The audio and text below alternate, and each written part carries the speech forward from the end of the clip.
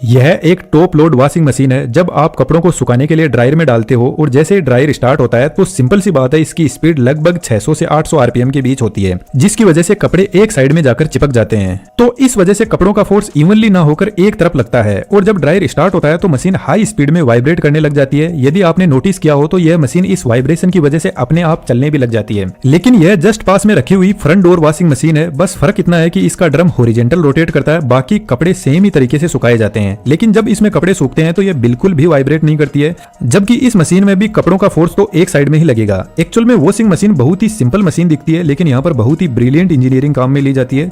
चलो इसको डिटेल से समझते हैं। एक इंपॉर्टेंट बात मैं आपको बता देता हूँ, वॉशिंग मशीन कपड़ों में लगे दाग धब्बे नहीं निकाल सकती। हम जो डिटर्जेंट ऐड करते हैं वही कपड़ों के दाग धब्बे निकालता है। वॉशिंग मशीन सिर्फ हम जो कपड़े धोने में हार्ड वर्क करते थे, जैसे रब करना, खंगालना, निचोड़ना, बस यह काम अब मशीन करने लग गई है। लेकिन मशीन यही काम अपनी टेक्नोलॉजी और एडवांस इंजीनियरिंग से करती है। इसके अलावा मशीन एक और एक्स्ट्रा काम कर लेती है, जैसे जल्दी कपड़े सुखा सकती है, जबकि हम ऐसा नहीं कर सकते हैं। तो सबसे पहले यही समझ लेते हैं कि डिटर्जेंट कपड़ों से कैसे जिद्दी स्टेन्स निकालता है। कपड़ों को माइक्रोस्कोपिक लेवल पर देखें तो इनका फैब्रिक कुछ इस टाइप का होता है, जिस पर दाग धब्बे ऑयल पार्टिकल चिपके रहते हैं। डिटर्जेंट को मोलिकुलर लेवल पर देखें तो इसमें दो एजेंट होते हैं। एक हाइड्रोफिलिक हेड, इसको पानी पसंद है और यह पानी में अच्छे से घुल जाता है। दूसरा एजेंट है हाइड्रोफोबिक टेल, इसको पानी नहीं बल्कि ऑयल पार्टिकल ज्यादा पसंद है। तो यह कपड़ों में लगे ग्रीस या कोई भी ऑयल पार्टिकल है उनको ब्रेक करता है और अपने साथ पकड़ लेता है। अब हाइड्रोफिलिक हेड टेल को लेकर पानी में मिक्स हो जाता है और टेल ऑयल पार्टिकल को पकड़ के रखती है और वापस इन ऑयल पार्टिकल्स को कपड़ों के साथ चिपकने नहीं देता। लेकिन मान लो यह जो पानी हम भेज रहे हैं इसको हम गर्म करके कपड़ों के पास में भेजे तो कपड़ों के पोर वाइड हो जाते हैं, जिससे डिटर्जेंट के मॉलिक्यूल आसानी से पास होने लगते हैं और ऑयल पार्टिकल अपने आप मेल्ट होकर कपड़ों को छोड़ने लगते हैं, जिसको डिटर्जेंट पार्टिकल पकड़ लेते हैं। यानी एक्चुअल में डिटर्जेंट गर्म पानी के साथ में और भी अच्छे से काम करता है। तो यदि मशीन में कोई ऐसा फंक्शन हुआ तो यह और भी बेहतर होगा कपड़ों की धुलाई के लिए। लेकिन एक इंपॉर्टेंट बात मैं आपको बता देता हूँ, डिटर्जेंट के अंदर और भी बहुत सारे इंग्रेडिएंट्स ऐड किए जाते हैं अलग अलग टाइप के मेल को निकालने के लिए, जैसे पसीने, धूल मिट्टी का मेल। लेकिन मैंने जो ऊपर बताए हैं यह दो सबसे इंपॉर्टेंट एजेंट होते हैं और सभी इसी तरीके से काम करते हैं, अपने अपने मेल को तोड़ते हैं और पानी में मिक्स करते जाते हैं। यदि हम थोड़ा सा अपना कॉमन सेंस यूज में ले तो एक बात हमें समझ आती है कि यदि वाटर का फ्लो रेगुलर इन कपड़ों से होता रहे तो डिटर्जेंट अपना काम अच्छे से कर लेगा। तो फिर ठीक मशीन को यही काम करने के लिए बनाया गया। अब यह दोनों मशीन अपने काम अलग अलग तरीके से करती है। यदि आपने ध्यान दिया हो तो इन दोनों ही वॉशिंग मशीन में ड्रम कुछ इस टाइप से फॉरवर्ड और रिवर्स डायरेक्शन में रोटेट करता है। यदि हम टॉप लोड वॉशिंग मशीन की बात करें तो इसमें बॉटम साइड में एक पल्सेटर होता है जो बेसिकली कपड़ों को फॉरवर्ड और रिवर्स डायरेक्शन में रोटेट करता रहता है। लेकिन इसके नीचे एक मोटर लगी रहती है जो पल्सेटर को पावर देती है। पुराने टाइम में यूनिवर्सल और इंडक्शन मोटर काम में ली जाती थी, लेकिन आज के मॉडर्न टाइम में बीएलडीसी मोटर यहाँ पर काम में ली जाती है। मोटर ही डायरेक्ट पल्सेटर को फॉरवर्ड और रिवर्स डायरेक्शन में घुमाती है और मोटर की डायरेक्शन जस्ट इसके फेज सीक्वेंस को चेंज करके बदली जा सकती है। और बीएलडीसी मोटर हमेशा एक कंट्रोलर के साथ में चलती है, तो कंट्रोलर इसका फेज सीक्वेंस चेंज करता रहता है। यदि मैं आपको सिंपल एग्जांपल से बताऊं तो जैसे यह रोटर है जो रोटेट करता रहता है, इसके ऊपर परमानेंट मैग्नेट लगी रहती है और इसके पास में अपने दो पोल होते हैं, नॉर्थ और साउथ। लेकिन इसके अगली वाली मैग्नेट को उल्टा लगाते हैं, साउथ इधर और नॉर्थ इधर।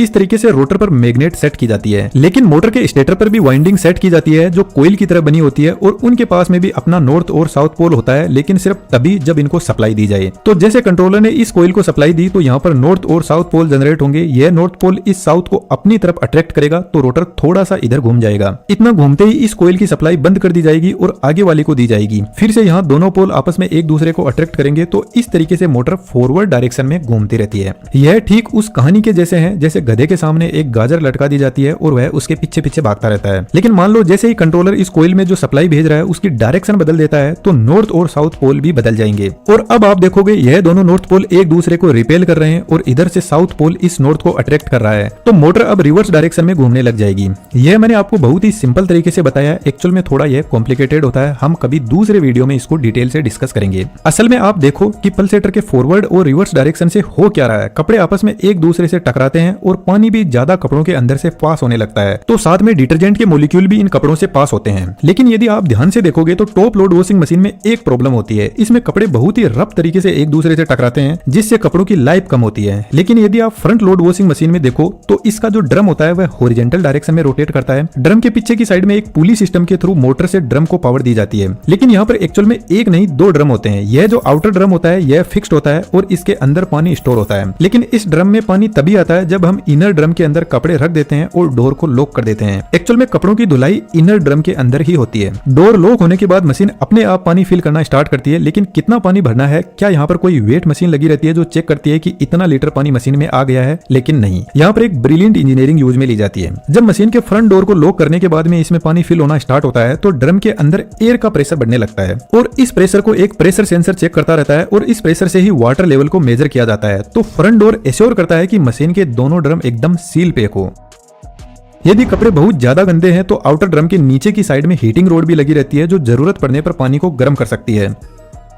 अब मशीन अपना काम स्टार्ट करती है, लेकिन थोड़ा ध्यान से आप इस इनर ड्रम की डिजाइन देखो। यदि हम इसको टॉप लोड वॉशिंग मशीन के पल्सेटर से कंपेयर करें तो पल्सेटर एक्चुअल में कपड़ों को वर्टिकल डायरेक्शन में रोटेट करवाता है। तो एक्चुअल में पल्सेटर सही से कपड़ों पर फोर्स लगा नहीं पाता, जिसकी वजह से पल्सेटर के ऊपर बहुत सारे रोलर लगे रहते हैं जो कपड़ों को और पानी पर फोर्स लगाते हैं। तो एक्चुअल में रोलर कपड़ों के साथ में बहुत ही हार्ड तरीके से पेश आते हैं। लेकिन फ्रंट लोड में ऐसा कुछ भी नहीं है। इसका ड्रम एकदम सिंपल है। इसके ड्रम के अंदर बस छोटे छोटे शेप बने हुए हैं। जब ड्रम रोटेट करता है तो एक्चुअल में इस ड्रम का बस एक ही टारगेट है, कपड़ों को ऊपर लेकर जाए और यह ग्रेविटी की वजह से वापस ऊपर से नीचे गिरते हैं पानी में। और ऊपर से नीचे गिरेंगे तो सिंपल सी बात है, पानी कपड़ों के अंदर से पास होगा, यानी यहाँ पर कपड़ों की वॉशिंग टम्बलिंग इफेक्ट से की जाती है। तो एक्चुअल में ड्रम इन कपड़ों के साथ में बहुत ही जेंटली तरीके से पेश आता है और इसी वजह से इस मशीन को 40 to 60% लेस वाटर की जरूरत होती है टॉप लोड से कंपेयर करें तो। लेकिन फिर से इंपॉर्टेंट बात, जब कपड़े धुल जाते हैं तो हम डोर को ओपन नहीं कर सकते। यह मशीन अपने आप लॉक करती है, क्योंकि डोर ओपन हुआ तो पूरा पानी बाहर निकल जाएगा। तो इसके लिए मशीन के आउटर ड्रम से एक पाइप के through water drainage pump connect रहता है जो गंदे पानी को पंप करके बाहर निकाल देता है। जब पूरा पानी क्लीन हो जाता है तो यहाँ पर कपड़ों को सुखाने की प्रोसेस स्टार्ट होती है, जिसके लिए इनर ड्रम को हाई स्पीड में स्पिन करवाया जाता है। यहाँ पर ड्रम की स्पीड 1200 आरपीएम तक होती है।